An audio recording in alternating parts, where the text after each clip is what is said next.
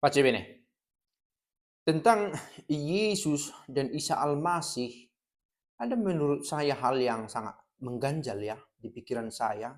Ketika orang, entah itu dari Kristen atau dari Muslim, memperbincangkan Yesus dan Isa Al-Masih ini hanya soal menyangkut data-data historisnya, begitu ya. Kalau dibahas menyangkut sebagai sumber ajaran iman, dimengerti secara alegorik. Oh, teks ini maksudnya inilah, untuk mengajak kita untuk hidup bahagia, untuk hidup berkorban, untuk hidup berkarya bagi bukan hanya dia bagi diri sendiri, tapi bagi orang lain, untuk perdamaian, untuk kasih.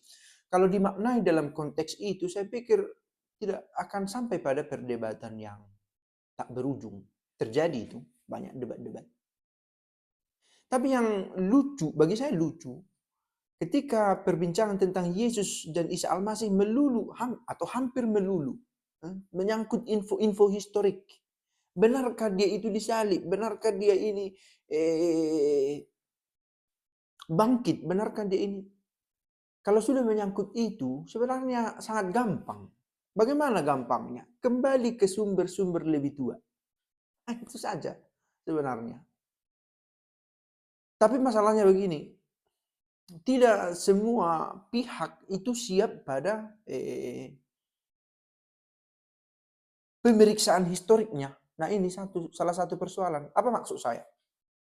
Misalnya di satu kitab ditulis Yesus itu, Isa Al-Masih itu lahir di mana? Sebenarnya kita lebih akan condong mencari itu di teks yang lebih tua. Kitab suci lah dicari.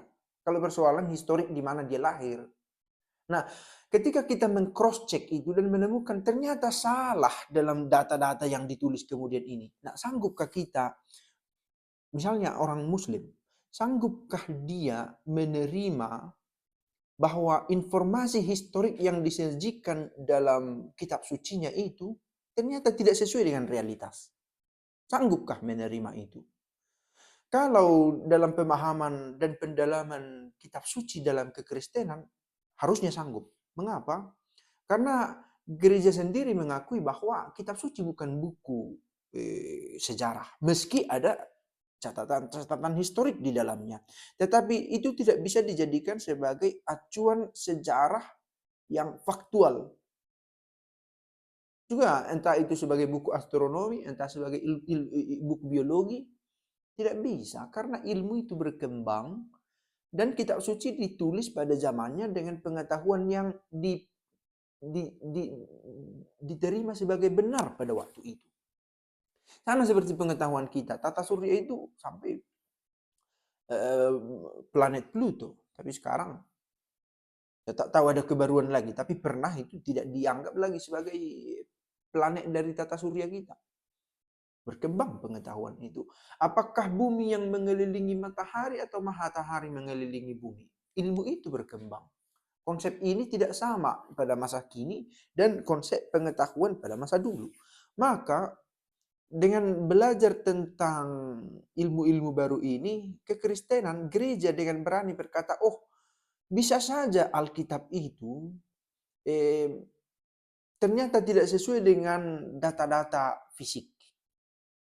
Tidak sesuai dengan realitas ini, tetapi secara alegorik bisa juga dimaknai atau tipologi kitab suci ini sebagai buku iman, tidak membatalkan perannya sebagai buku iman. Nah, tadi yang saya katakan, siapkah yang Muslim misalnya menerima kenyataan bahwa ada dalam isi kitabnya yang bukan keterangan historik, tetapi bahwa informasi tentang Isa Al-Masih itu hendak dipakai untuk menerangi seseorang secara spiritual, tentu bisa dipakai. Tetapi apakah itu harus dipaksakan sebagai kenyataan bahwa pernah terjadi dalam sejarah dan itu adalah satu-satunya yang benar? Itu nggak bisa. Dan ini persoalannya. Nah, kalau kita mau kerucutkan kembali, perbincangan tentang Yesus dan Isa itu tidak harus dan tidak selalu berkenaan dengan data-data historik. Sudut pandangnya tidak harus selalu dalam sejarah. kronologik juga maksud saya. Benar terjadi dalam satu masa dan benar terjadi sebagai sebuah peristiwa. Masalahnya itu tadi, kita punya beda keyakinan juga tentang memandang kitab suci kita. Ini satu saya pikir yang sangat penting dan bisa mengubah cara kita beragama. Bahwa orang harus siap menerima kenyataan. Kalau kitab suci itu tidak selalu sesuai dengan sejarah kronologis yang sesuai dengan urutan waktu dalam peristiwa, dan bisa saja saya katakan tadi tidak sesuai dengan ilmu-ilmu bumi, ilmu-ilmu alam yang sekarang kita miliki ini. Inspirasi penulisan kitab suci itu datang dari Allah, ya. Tetapi ditulis oleh manusia. Nah, ini pun kita memiliki konsep yang berbeda.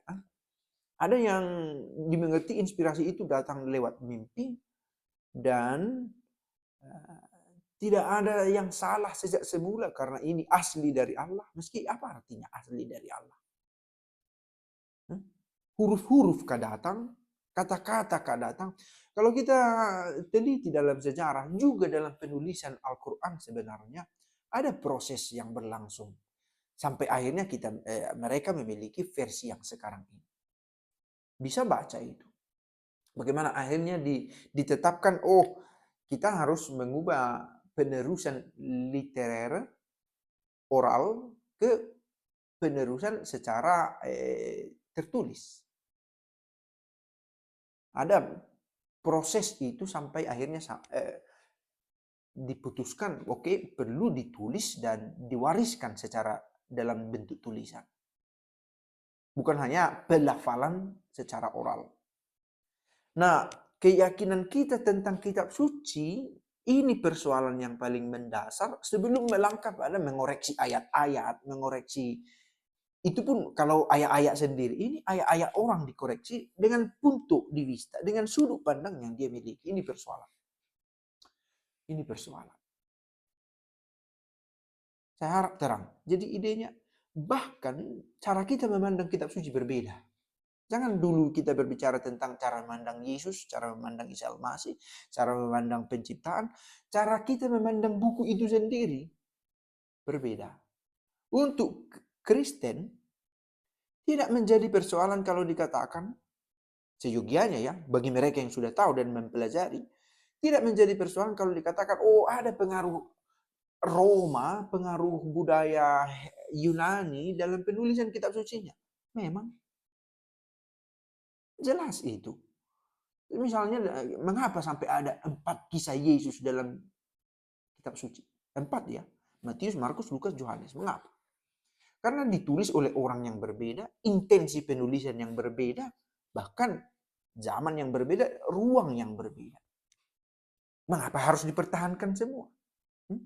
Bahkan jangan heran, ada satu kitab lagi yang misterius, yang menjadi sumber penulisan baik Matius dan juga Lukas, tetapi tidak dalam Markus. Itulah kalau mempelajari kitab suci ada itu sumber quelle, sumber. Namanya sumber. Karena kita tidak tahu di mana bukunya, tetapi mengapa diketahui ada buku ini? Karena tertulis baik di Lukas maupun di Matius, tetapi tidak tertulis di Markus. Kok bisa sama Matius dan Lukas memiliki kutipan yang sama, tetapi tidak ada dalam Markus yang notabene adalah kitab yang lebih tua. Jadi kalau dikatakan jangan-jangan kitab suci kita ini belum lengkap, boleh jadi. Sebagai tulisan data-data dokumen sejarah. Tetapi gereja sudah mengkanon, membuat ukuran, inilah kitab kita. Nah, saya berharap sebenarnya bahwa dengan menyadari perbedaan ini, kita bisa mengerti orang-orang yang kurang membaca, membabi buta menyerang. Entah itu orang Kristen kurang membaca, atau yang Muslim kurang membaca, membabi buta menyerang tentang kitab Alkitab Kristen ini. Karena dia kurang paham. Nah, maka benar sekali sebenarnya yang dikatakan oleh Agustinus itu, Pengetahuan menuntun kita untuk beriman lebih baik. Memang beriman adalah jalan pintas untuk sampai pada kebenaran, katanya. Tetapi jalan normal untuk sampai pada kebenaran itu adalah dengan belajar, mengetahui lebih lagi. Salah satu yang sedang kita usahakan untuk dipelajari saat ini adalah bahwa ternyata konsep memahami kita tentang kitab suci itu berbeda. Nah, nantilah dulu ada orang-orang yang hebat saya pikir yang berdebat-debat itu, tapi luput satu hal. Apa itu?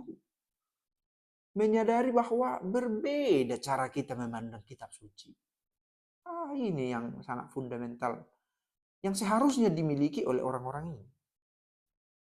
Dan lucunya orang-orang yang melalaikan hal penting ini mendapat tempat untuk berbicara di depan umum, publik. Nah, ini menjadi persoalannya, menjadi pengajar, tapi pengajarannya tidak holistik, tidak integral, tidak menyeluruh. Titik berangkatnya tidak jelas, langsung berbicara tentang, oh ini ayatnya. Tunggu dulu, ayat ini berasal dari kitab mana? Kitab buku sebenarnya kitab ini, tetapi buku-buku ini disatukan nilai yang menjadi kitab suci, kan gitu ya. Nah, buku ini ditulis oleh siapa, kapan, di mana, karena apa? Ini informasi-informasi metadata yang hilang, yang tidak diperhatikan. Nah, demikian juga kita misalnya, memandang, oh bagaimana Al-Quran itu, kita harus mengerti juga dasar penulisannya bagaimana. Tetapi, itu tadi, tidak semua siap pada proses belajar ini. Karena sudah terlanjur percaya bahwa, oh ini turun dari Allah. Sekali lagi turun dari Allah, lalu dituliskan, dilafalkan tanpa satu huruf pun berubah katanya. Ini bagian kepingan yang sepertinya sudah terbiasa untuk diabaikan. Padahal ini sangat menentukan untuk membawa orang supaya mengerti sebelum sampai pada pendalaman ayat demi ayat. Jangankan ayat demi ayat, tentang iota, tentang poin satu kecil pun bisa menjadi satu pelajaran penting. Sekali lagi, bila dipahami secara alegorik terutama, apa daya gunanya bagi hidup beriman saya masa kini, dan bagi gereja, bagi komunitas, bagi hidup bersama, itu penting menurut saya. Dan lihatlah sebenarnya dalam hal ini kita bisa dikatakan belum berhasil ya.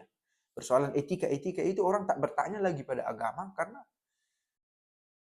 disangka persoalan agama itu hanya soal Allah ada atau tidak.